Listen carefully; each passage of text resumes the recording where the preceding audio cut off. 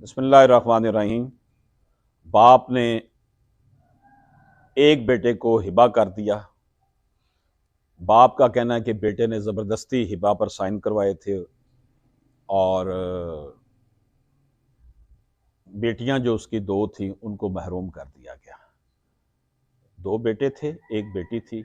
बेटे ने ज़बरदस्ती बाप का कहना है कि हिबा करवाया था और मैंने कर दिया था।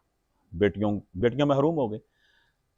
अब तकदीर का करना ऐसा हुआ कि बेटा 5-7 साल 10 साल के बाद फौत हो गया, बाप जिंदा।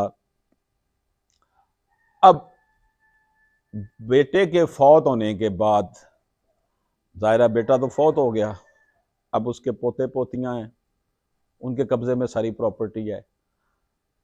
जब तक यानी कि वो बेटा जिंदा रहा, बहनें उसके खौफ से केस नहीं उन्होंने किया। अब उन्होंने केस कर दिया। अब उनका सवाल ये है कि अब्बा अब हमारे साथ हैं, वो अदालत में ये बयान देने के लिए तैयार हैं कि मुझसे जबरदस्ती हिबा करवाया गया था।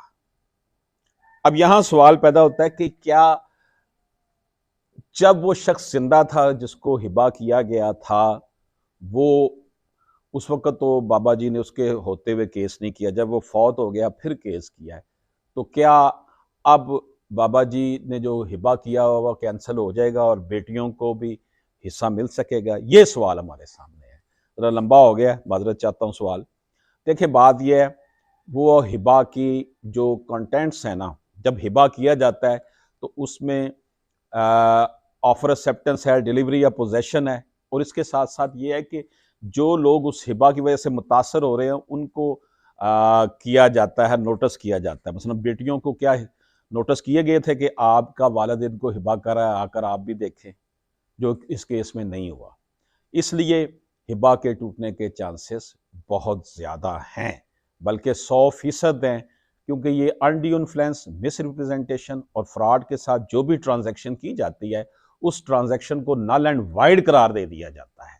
इसलिए ये हिबा टूट जाएगा, टाइम लगेगा, क्योंकि सिविल कोर्ट और डिस्ट्रिक्ट कोर्ट जो है ना इसको हाथ नहीं डालती, लेकिन हाई कोर्ट क्योंकि कॉन्स्टिट्यूशनल कोर्ट होती हैं, सिविल कोर्ट ने कहना जी ऑफर एक्सेप्टेंस हुई है, डिलीवरी हुई है, हम कुछ नहीं कर सकते। हो सकता है वो कुछ कर दें या ना करें। डिस्ट्रिक्ट कोर्ट में भी यही है कि वो कॉन्स्टिट्यूशन को नहीं छेड़ते, सिर्फ उन्होंने कानून की बात करनी है। कॉन्स्टिट्यूशन के हवाले से मैंने एक डिस्ट्रिक्ट जज साहब के सामने जाकर जब बहस की कॉन्स्टिट्यूशन, उन्होंने कहा जी हमारे अगर हम कॉन्स्टिट्यूशन का रेफरेंस अपने जजमेंट में देंगे तो हमारी एक्सप्लेनेशन कॉल हो जाएगी, हम नहीं इस कॉन्स्टिट्यूशन, क्योंकि कॉन्स्टिट्यूशनल कोर्ट हाई कोर्ट है।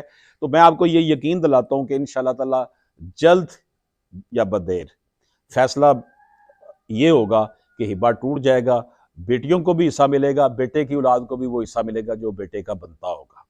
और बाबा जी ने चैलेंज किया हुआ है, बड़ी अच्छी बात है।